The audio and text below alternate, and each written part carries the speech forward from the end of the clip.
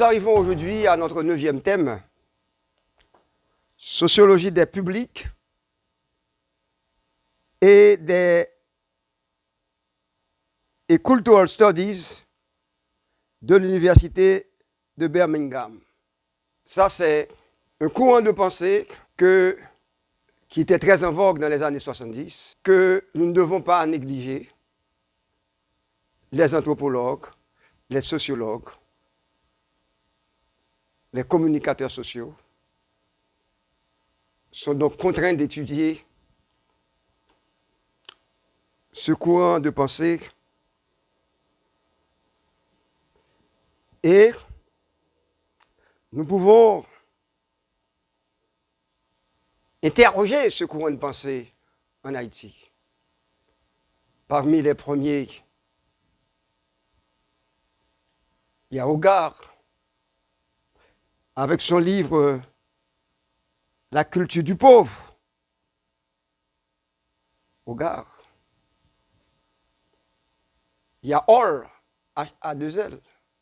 Ce sont deux grandes figures de ce qu'on appelle les cultural studies. Les cultural studies concernent la manière dont les sujets humains sont modelés ou expérimentent leur vie dans un contexte culturel et social. Les cultural studies s'appuient sur les méthodes de l'économie, des sciences politiques, des études sur la communication et les médias, de la sociologie, de la littérature, de l'éducation, du droit, des études sur la science et la technologie, de l'anthropologie et de l'histoire avec une attention particulière au genre, aux races, aux classes et à la sexualité de la vie quotidienne.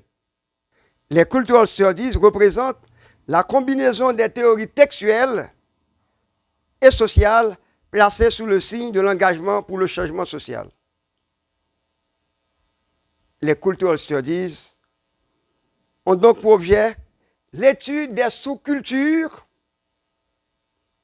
des médias populaires, de la musique, du vêtement et du sport. Nous pouvons nous demander maintenant, avons-nous des recherches dans la ligne des penseurs de cultural studies, des études des sous-cultures, par exemple la culture des jeunes, qui sont jeunes, et c'est bon sous-culture là, qui sont jeunes à vivre dans la banlieue, qui s'est fait. L'étude des sous-cultures, des médias populaires. Qui médias populaires qui y a qu'on y a, ou t'es qu'à faire étudier. Des médias populaires, de la musique. Qui ça j'ai entendu, qui ça fait? Est-ce que transforme une musique à l'étranger ou bien musique parole de la musique, du vêtement? Oui. À qui ça jeune à qui ça étudie au l'école ronière? Qui ça on mettait? Ouais, toute question que étudiant en communication sociologique à faire. Vêtements. Qui gens étudiants habillés, je veux dire. Qui musique entendait, qui sport faire. Donc, dans cette optique, les cultural studies considèrent ces groupes sociaux non plus comme des consommateurs, mais comme des producteurs potentiels de nouvelles valeurs et de langage culturel. Ça, c'est très important. Ça, c'est différent ce qui y a bien entre les industries culturelles et les cultural studies. Ça, c'est le problème de la réception. Ce n'est pas dit que je suis aliéné seulement, non, mais à partir de ça, je suis qui ça, je fait avec ça au bayoa. D'où le problème de la réception. Et là, vous avez un autre auteur qui va nous aider. C'est Michel de Certeau. Vous aurez à lire des textes de Michel de Certeau sur la vie quotidienne. Donc, ce qui caractérise principalement les cultural studies et qui fera leur succès, c'est le fait qu'elles donnent un droit de cité aux formes culturelles jugées à l'époque non légitimes. Parce que quand bon bail, vous avez étudié dans les années 70, vous avez dit ça, vous pas rentrer dans le canon bail, vous avez étudié.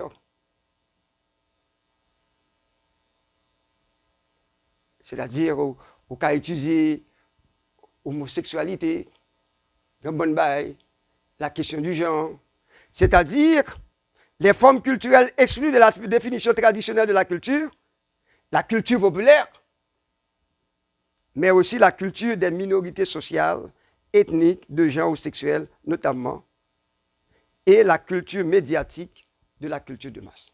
Donc, il y a encore les auteurs, les fondateurs ou les penseurs de l'école de Cultural Studies vont s'intéresser à la vie quotidienne, vont s'intéresser à, je dirais, à l'idéologie et vont s'intéresser à l'hégémonie, vont s'intéresser à la culture.